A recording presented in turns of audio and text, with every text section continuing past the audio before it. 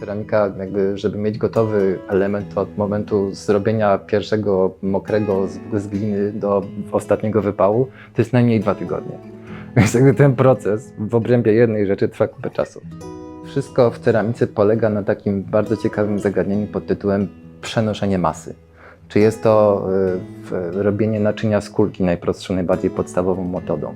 Jakby cokolwiek jakby przez ugniatanie, dociskanie my tą glinę musimy przesunąć, przemieścić tak, żeby ona była tam, gdzie chcemy, żeby miała ścianka równą grubość na przykład. Idealny proces tworzenia naszych naczyń polega na współpracy z szefami kuchni bądź restauratorami, właścicielami kuchni.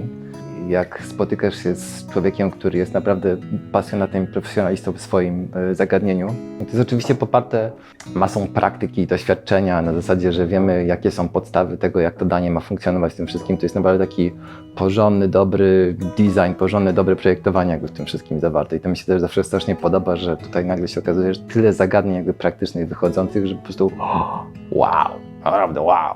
Jakby to już też sobie potem niesiesz, to są rzeczy, z których się nie rezygnuje, więc jakby w którymś momencie, na jakimś etapie wychodzisz z tym do ludzi i też biorą to zupełnie inaczej w tym momencie. Te rzeczy nie muszą być proste, te rzeczy mogą być krzywe. Jakby ważne jest to, żeby na przykład jeżeli będzie sos na tym talerzu, to żeby ten cholerny sos z tego talerza nie spływał. Więc jakby to uznajemy za jakieś takie minimum żelazne, wokół którego musimy operować. A cała reszta to jest jakby budowanie ciekawości, jakby takie kompromisowe trochę odchodzenie od idei tego, że to jest tylko i wyłącznie naczynie, ale może to jest jakaś niecka na przykład.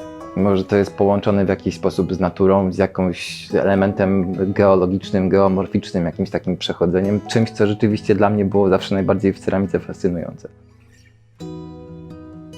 Pojęcie regionu jest bardzo szerokie.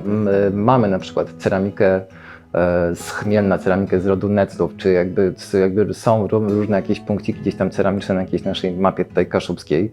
I oczywiście mamy wzornictwo kaszubskie i to jest fantastyczne. Też nie ma co jakby ich powielać. Fantastycznie jest móc się stykać z tymi ludźmi i dostawać informacje od nich. Na przykład to jest wspaniałe, jakby spotykanie się z garncarzami w Chmielnie, bo zawsze dostajesz tego masę informacji, chciał, nie chciał, coś zawsze od nich wyciągniesz. Natomiast jesteśmy cały czas na etapie trochę tak zwanego dzikiego zachodu, że my budujemy właściwie jak polskie wzornictwo współczesne. I jakby to już zostało przez młodych ludzi powiedziane, że tak naprawdę my jesteśmy na etapie cały czas budowania jakby polskiego designu, takiego rzeczywiście polskiego designu współczesnego. I to są jeszcze parę lat, zanim to się wszystko uformuje, więc jakby w tym takim procesie tworzenia wszyscy staramy się gdzieś jakoś tam swoje elementy nawarstwiać. Z malarstwem, ceramiką to jest trochę tak, że malarstwo ceramice bardzo pomaga.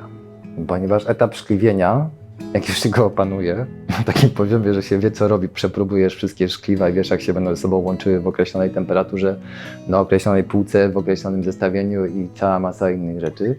Tu się fantastycznie przydaje taka lekkość malarska, rzeczywiście to jest jakby ważna praktyka w tym momencie, żeby przy tym pozostać. I bardzo, bardzo łatwo jest jakby w procesie takim trochę bardziej techniczno-manufakturowym zagubić się gdzieś tym wszystkim. Się dowiedziałem, że już jakby od, nie wiem, 2005 roku czy coś takiego zaczęło na świecie funkcjonować wokół restauracji, że chcą używać zastaw robionych specjalnie pod restaurację.